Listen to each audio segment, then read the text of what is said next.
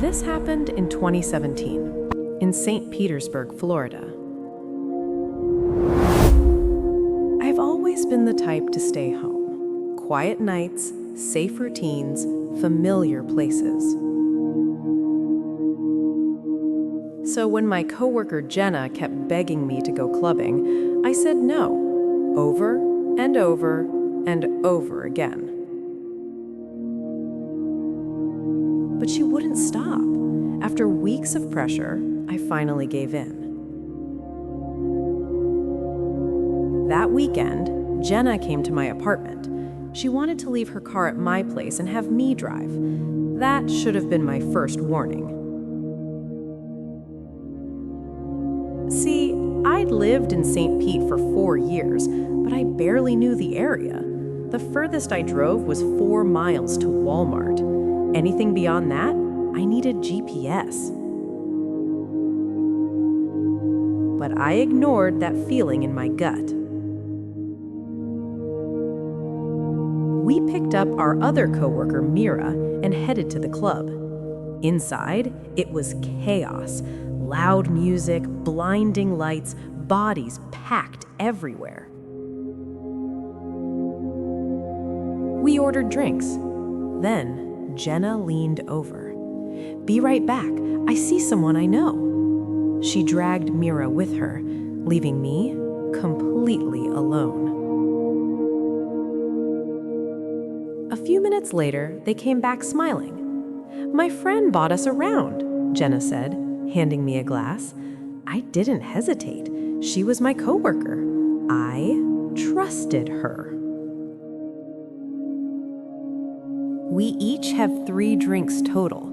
That's when everything changed. The room didn't spin. I wasn't dizzy, but a thick, suffocating wave of dread washed over me. This wasn't drunk. This wasn't tipsy. This was wrong. "We need to leave now," I told Jenna. After that, my memory fractures. I don't remember walking out. I don't remember getting to the car. The next thing I know, I'm sitting in my driver's seat outside Mira's apartment. Jenna and Mira were talking. I don't remember what they said, but something in their words triggered pure survival instinct. Fight or flight? And I chose flight. I slammed the car into drive and sped off. Whatever they put in my drink was powerful. I wasn't a lightweight. These were watered-down club drinks. But my mind was scrambled. I drove aimlessly through St. Pete, trying to find home. My thoughts wouldn't connect. I couldn't focus. At one red light, 2 figures suddenly appeared at my window. Before I could react, someone yanked my car door open. My doors automatically lock when the car moves. To this day, I don't know how they opened it. 2 men pulling at my door, trying to get inside. That shock cleared my brain just enough. I hit the gas and tore through the intersection. Then, my memory fades.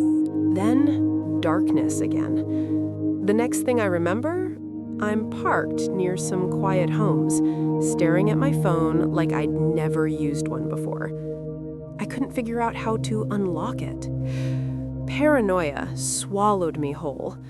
I convinced myself I was safe for now. I reclined my seat and passed out. I woke at 5 a.m. The drug was fading. I turned on GPS and drove home, collapsed into bed. At 11 a.m., I woke to 20 missed calls, mostly from Jenna. When I called her back, she sounded frantic. "Where did you go?" "What do you mean?" I snapped. "Your friend spiked my drink." Silence. Then she said something I'll never forget. The drinks weren't meant for you. That was all the confirmation I needed. But before she came to get her car, something else hit me. The two men at the red light? Was that real? I went outside to check my car. The plastic casing on my driver's side door handle was completely ripped off. Someone had been holding on to it when I sped away. It wasn't a hallucination. I was drugged, alone, vulnerable, and someone tried to get into my car. I never spoke to Jenna again. The only reason I'm here today is because I listened to my instincts. Trust your gut. It knows before you do.